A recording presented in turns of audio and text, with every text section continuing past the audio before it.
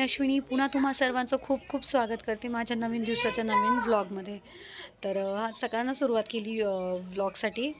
हे सकाळी दूध आलं होतं तर ते दूध गरम करायला ठेवायचं होतं। सकाळी खूप धावपळ असते। युरूचं स्कूल असतं, त्याच्यानंतर युरूच्या पप्पांचा डब्बा, युरूचा नाश्ता, त्याची तयारी करणं। तर सकाळी जो पिरियड असतो खूप म्हणून मी शक्यतो व्लॉगला सकाळून स्टार्ट करत नाही। मोस्टली मी दुपारून किंवा मग इव्हिनिंगला मी व्लॉगला सुरुवात करत असते। हा शनिवारचा व्लॉग आहे। तर शनिवारी युरूला सुट्टी असते तिच्या स्कूलला, शनिवार आणि रविवार 2 दिवस तिच्या स्कूलला सुट्टी असते। तर तिचे काही धावपळ नव्हती, तर तिच्या स्कूलच्या तिला रेडी करणं हे सगळं नव्हतं, म्हणून मग मला व्लॉग करणं जरा सोपं पडलं। तर सकाळी नाश्त्याला पोहे बनवणार होते आणि मग त्याच्यानंतर मग तिच्या पप्पांचा टिफिन, बस बाकी काही नाही। मग दुपारून मग कामं वगैरे माझे होतात अशा वेळी।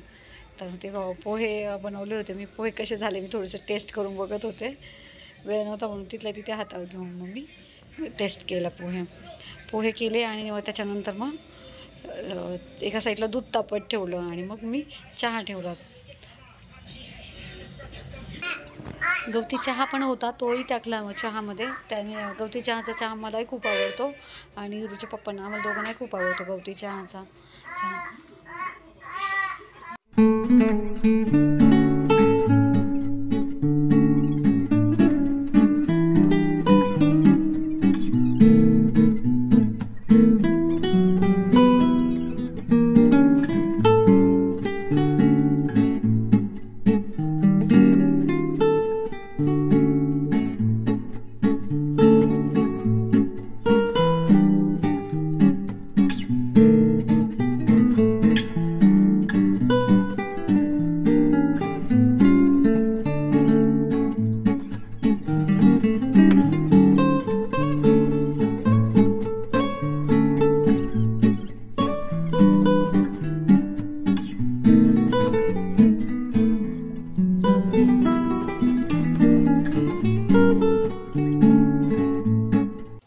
हिरूला पण सुट्टी होती, शनिवारची सुट्टी असते हिरूला। मग हिरू पण आज घरीच होती, मग त्यामुळे ती पण मला थोडी हेल्प करत होती। मी जे काही देईल ते मी तिच्या पप्पांकडे नेऊन द्यायचं काम करत होते हिरू।